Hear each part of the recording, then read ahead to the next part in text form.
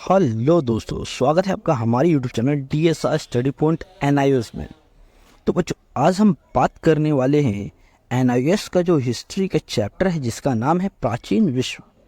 इसके ये बच्चों इंट्रोडक्शन वीडियो होने वाली है और इसमें हम एक टॉपिक को कवर करने वाले हैं। तो चलिए बिना वीडियो को ज़्यादा लेंथी करें हम लोग आगे बढ़ते हैं। तो पहले हम लोग बात करेंगे कि ये पार्ट में हम पढ़ने वाले क्या चीज़ें हैं।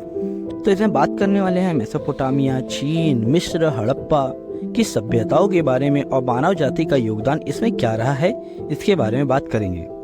और इसके साथ साथ यूनान, रोम, फारस में किस तरीके से लोह युगीन सभ्यताओं का विकास हुआ, उसमें योगदान दिया, उसके बारे में बात करेंगे।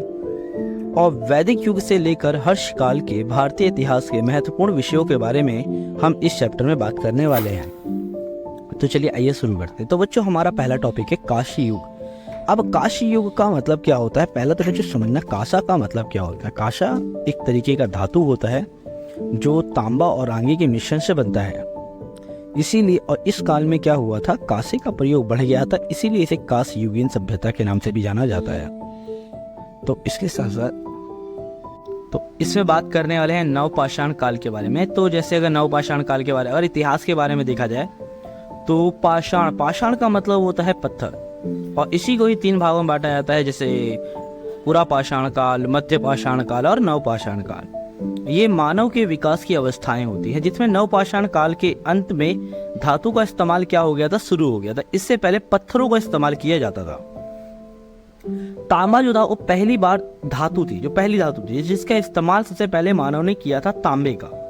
ठीक है। और इसके साथ पत्थर और तांबा दोनों के इस्तेमाल पर आधारित जो संस्कृति है बच्चों, वो ताम्रपाषाण की संस्कृति है। यानी इस काल में क्या हुआ था, तांबे का प्रयोग भी होता था और पत्थर का प्रयोग भी होता था, इसीलिए इसको ताम्रपाषाण काल के नाम से भी जाना जाता है। कासा जो आपने सुना होगा, भी मैंने बताया, जो तांबा और आंगे का मिश्रण होता है। तो जो कासा जो तांबा और आंगे का मिश्रण था और धातु थी की खोज भी क्या हुई थी बच्चों, इसी काल में हुई थी, इसीलिए इसे कांस्य युग की सभ्यता भी कहा जाता है। इस काल में क्या हो रहा था, हथियार और औजारों के निर्माण में तांबा और कांसे ने एक हद तक पत्थर, लकड़ी और हड्डी की जगह क्या होती ले ली था। लोगों ने क्या किया था, धूप में जो सूखी और आग में पकी हुई ईंटों का निर्माण करना शुरू कर दिया था और उसका इस्तेमाल करना शुरू कर दिया था मानव ने। इसी काल में क्या हुआ था, बहुत सारी नदी घाटियों में पहली बार नगर आधारित सभ्यताओं का विकास हुआ था। ठीक है। और नगर व्यापार क्या होता था, जैसे नगरों में होने वाले व्यापार या वाणिज्यिक केंद्र बन चुके थे। एक कालक्रम में क्या होता बच्चों, राज्य और साम्राज्यों का भी क्या हो गया था, इस टाइम में उदय होने लग गया था। बहुत सारे साम्राज्यों का उदय होने लग गया था, आगे पढ़ने वाले हैं, जैसे रोमन साम्राज्य, ईरानी साम्राज्य, जैसे साम्राज्यों का उदय होने लग गया था।